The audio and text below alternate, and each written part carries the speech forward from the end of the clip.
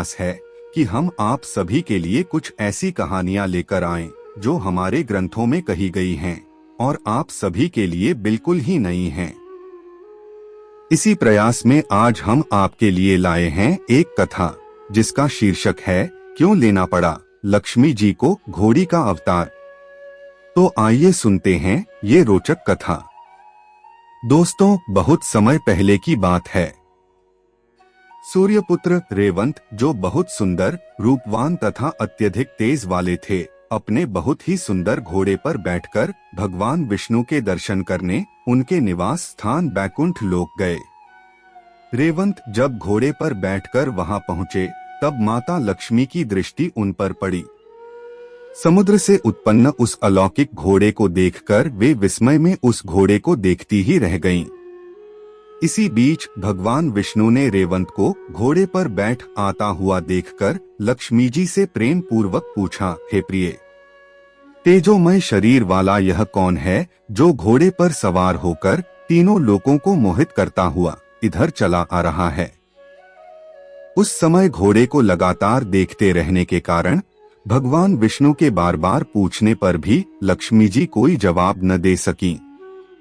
तब भगवान विष्णु लक्ष्मी जी को अत्यंत मोहित होकर उस अश्व को देखने पर क्रोधित हो उठे और उनसे बोले, हे सुलोचने, तुम क्या देख रही हो? इस घोड़े को देखकर तुम इतनी मोहित हो गई कि मेरे पूछने पर उत्तर भी नहीं दे रही हो।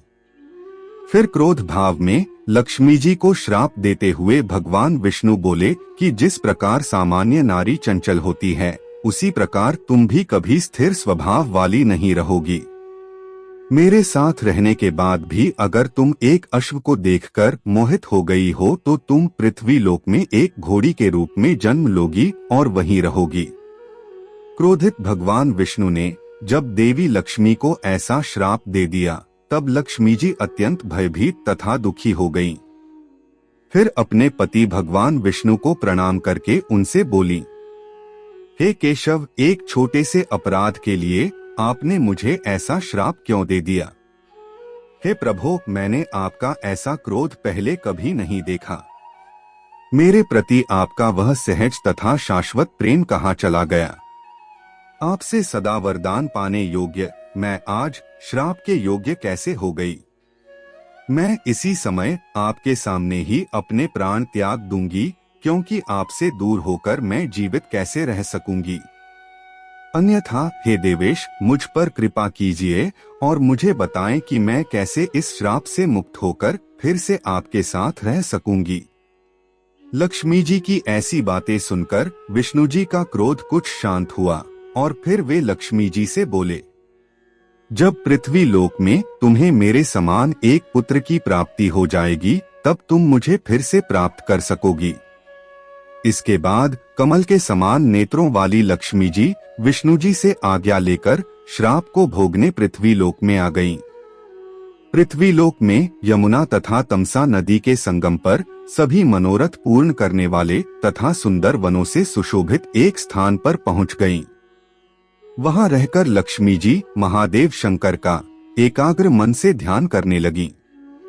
सागर पुत्री लक्ष्मी जी ने सुंदर घोड़ी के रूप में उस तीर्थ में 1000 दिव्य वर्षों तक कठोर तपस्या की और तब त्रिनेत्रधारी भगवान शंकर ने प्रसन्न होकर वृषभ पर सवार होकर पार्वती जी के साथ उन्हें साक्षात दर्शन दिया। भगवान शंकर ने लक्ष्मी जी से कहा, हे कल्याणी, आप तपस्या क्यों कर रही हैं? मुझे इसका कारण बताएं। आपके पति विष्णु तो स्वयं संपूर्ण मनोरथ पूर्ण करने वाले हैं। हे देवी, भोग तथा मोक्ष प्रदान करने वाले वासुदेव भगवान विष्णु को छोड़कर इस समय आप मेरी आराधना किस लिए कर रही हैं? स्त्रियों के लिए पति ही उनका देवता होता है। पति की सेवा करना ही स्त्रियों का सनातन धर्म है। पति चाहे जैसा भी हो, कल्याण की इच्छा रखने वाली स्त्री को निरंतर उसकी सेवा करनी चाहिए। भगवान विष्णु तो सर्वदा सभी प्राणियों की आराधना के योग्य हैं। इसलिए आप मुझे बताएं कि उन्हें छोड़कर आप मेरा ध्यान क्यों कर रही हैं? तब लक्ष्मी जी बोली, हे आशुतोष, दुर्भाग्यवश मेरे पति ने क्रोधित होकर मुझे श्राप दे दिया है, इसलिए आप इस श्राप से मेरा उद्धार कीजिए। हे शंभो, मेरे बहुत पूछने पर दयालु भगवान विष्णु ने मुझे श्राप से मुक्ति का उपाय भी बता दिया था कि जब मुझे एक पुत्र उत्पन्न हो जाएगा तब मैं श्राप से मुक्त हो जाऊंगी और बैकुंठ धाम वापस चली जाऊंगी। हे देवों के देव, श्री विष्णु के श्राप से ही मैं घोड़ी के रूप में जन्म लेकर तपस्या करने के लिए इस तपोवन में आ गई और संपूर्ण कामनाओं की पूर्ति करने वाले आप परमेश्वर की आराधना करने लगी। हे देव, मुझ निरपराध पत्नी को छोड़कर वे विष्णु जी तो बैकुंठ में विराजमान हैं, इसलिए पति के सानिध्य के बिना मैं पुत्र कैसे प्राप्त कर सकती हूँ। हे देवेश, यदि आप मुझ पर प्रसन्न हैं तो मुझे वर दीजिए। आप तथा विष्णु जी में निश्चित रूप से कोई भेद नहीं है। जब मैं विष्णु जी के पास थी तभी से मुझे यह ज्ञात है कि जो आप हैं वही वे हैं तथा जो वे हैं वही आप हैं, इसमें संशय नहीं है। आप तथा श्री विष्णु में एकत्व जानकर ही मैंने आपका स्मरण किया है, अन्यथा हे शिव, आपका आश्रय लेने से मुझे दोष ही लगता। तब भगवान शिव बोले, हे देवी, मेरे तथा उन विष्णु के एकत्व का ज्ञान आपको किस प्रकार हुआ, क्योंकि देवता, मुनि, ज्ञानी तथा वेदों के तत्वदर्शी विद्वान भी तरह तरह के कुतर्कों से ग्रस्त पड़े रहने के कारण इस ऐक्य भाव को नहीं जानते हैं। मेरे बहुत से भक्त वासुदेव श्री विष्णु के निंदक हैं तथा श्री विष्णु के बहुत से भक्त मेरी निंदा में लगे रहते हैं। हे देवी, कालभेद के कारण कलयुग में ऐसे लोग विशेष रूप से होंगे। मेरे तथा श्री विष्णु का ऐक्य भाव जान पाना सर्वथा दुर्लभ है। तब लक्ष्मी जी ने उस एकत्व से संबंधित प्रसंग को शिवजी से कहना प्रारंभ किया।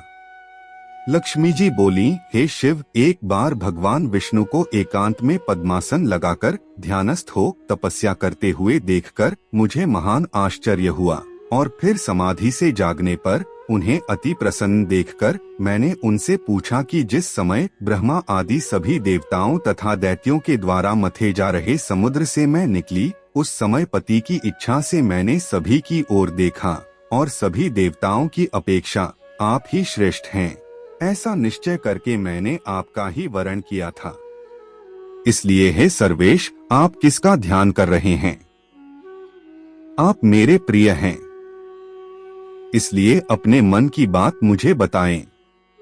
तब विष्णु जी बोले, हे प्रिय, मैं सुरश्रेष्ठ आशुतोष, महेश्वर तथा पार्वती पति शंकर का ध्यान अपने हृदय में कर रहा हूँ। असीम पराक्रम संपन्न देवाधिदेव भगवान शंकर कभी मेरा ध्यान करते हैं और कभी मैं देवेश शंकर का ध्यान करने लगता हूँ। शिव का प्रिय प्राण मैं हूँ तथा मेरे प्रिय प्राण वे हैं।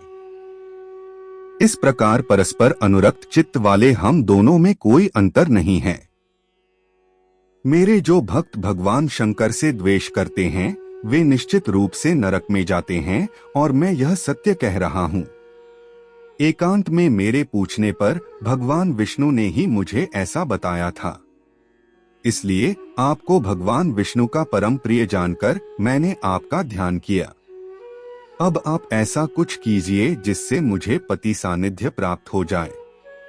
लक्ष्मी जी का यह वचन सुनकर भगवान शंकर ने उन्हें आश्वासन देकर कहा, हे लक्ष्मी, आप धैर्य रखो, मैं आपकी तपस्या से प्रसन्न हूँ। पति से आपका मिलन अवश्य होगा और इसमें कोई संदेह नहीं है। वे भगवान विष्णु मुझसे प्रेरित होकर आपकी कामना पूर्ण करने के लिए अश्व का रूप धारण करके यहीं पर आएंगे और उन्हीं नारायण के समान आपको पुत्र भी प्राप्त होगा। वह बालक पृथ्वी पर राजा के रूप में प्रतिष्ठित तथा सभी लोगों से नमस्कृत होगा। इस प्रकार पुत्र प्राप्त करके आप विष्णु जी के साथ बैकुंठ लोक चली जाओगी। आपका वह पुत्र एक वीर इस नाम से लोक में ख्याति प्राप्त करेगा।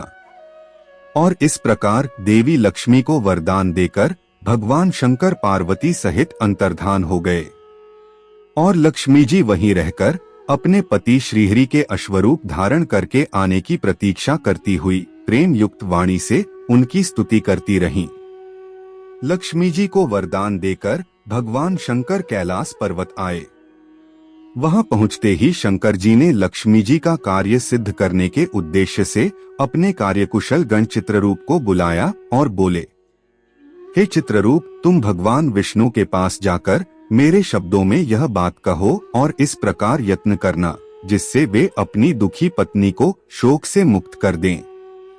भगवान शंकर के ऐसा कहने पर चित्ररूप बैकुंठ के लिए निकल पड़ा।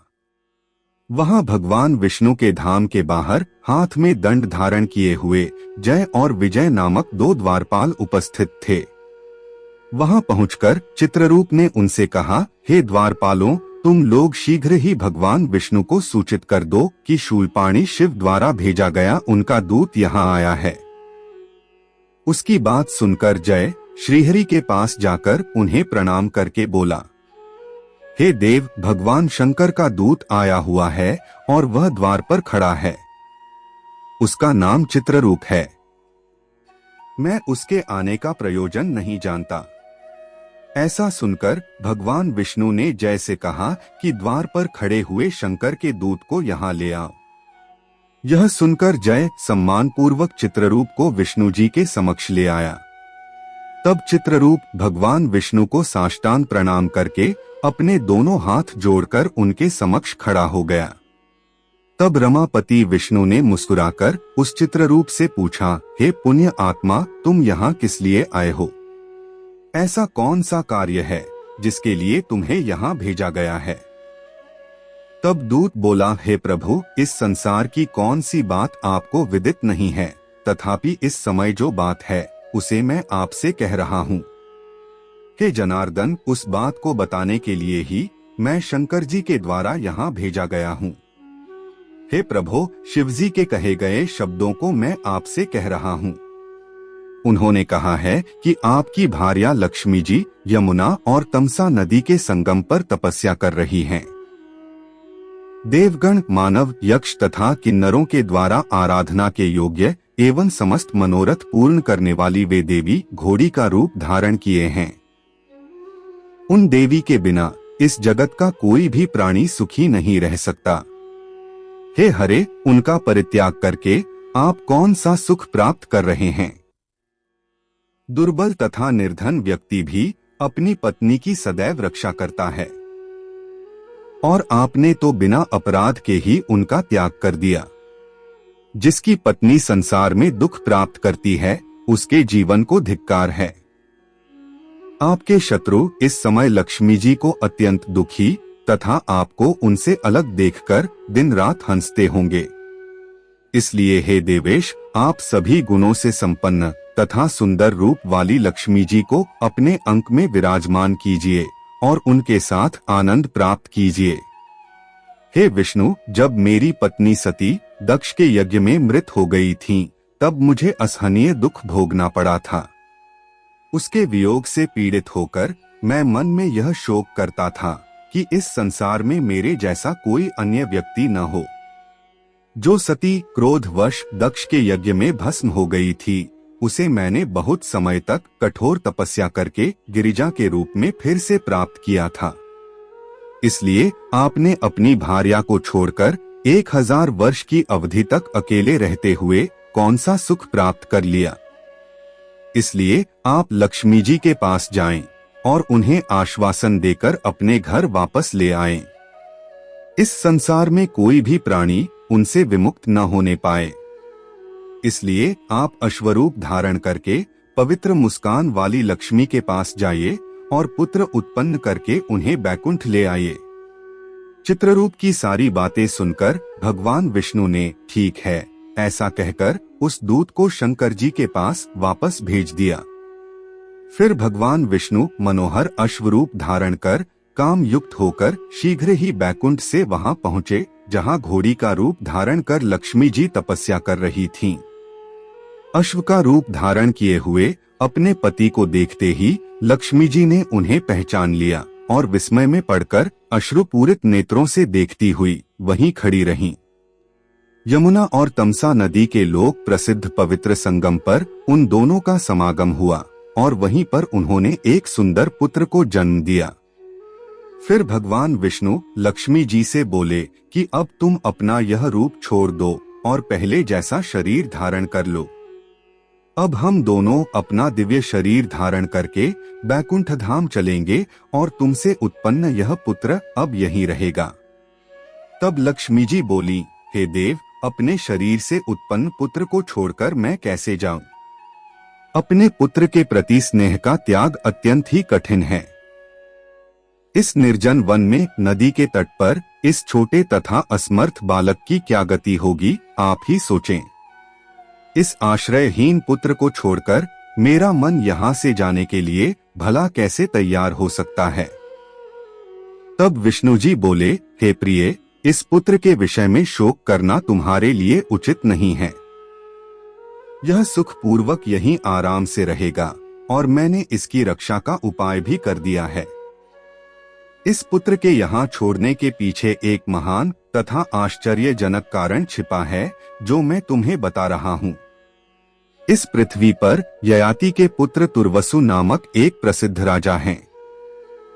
इस समय पुत्र की कामना से वे राजा एक पवित्र तीर्थ में तपस्या कर रहे हैं। उन्हें तप करते हुए पूरे 100 वर्ष बीत चुके हैं। उन्हीं के लिए मैंने यह पुत्र उत्पन्न किया है। मैं स्वयं उन राजा के पास जाकर उन्हें यह पुत्र दूंगा और वे इस बालक को लेकर अपने राज्य वापस चले जाएंगे। इस प्रकार अपनी प्रिय भार्या को आश्वासन देकर तथा बालक की रक्षा का प्रबंध करके भगवान विष्णु अपने विमान पर बैठकर लक्ष्मी जी के साथ बैकुंठ धाम चले गए। तो दोस्तों, इस प्रकार ये कथा यहाँ समाप्त होती है और हम आशा करते हैं कि आपको ये कथा भी पसंद आई होगी। हम जल्द ही आपसे फिर मिलेंगे एक नई और रोचक कथा के साथ, और तब तक के लिए आप सभी को हमारा नमस्कार। श्रोताओं, अगर आपको हमारा प्रयास अच्छा लगा हो तो चैनल को सब्सक्राइब अवश्य करें तथा अपने मित्रों और परिवार के सदस्यों में शेयर भी करें। धन्यवाद।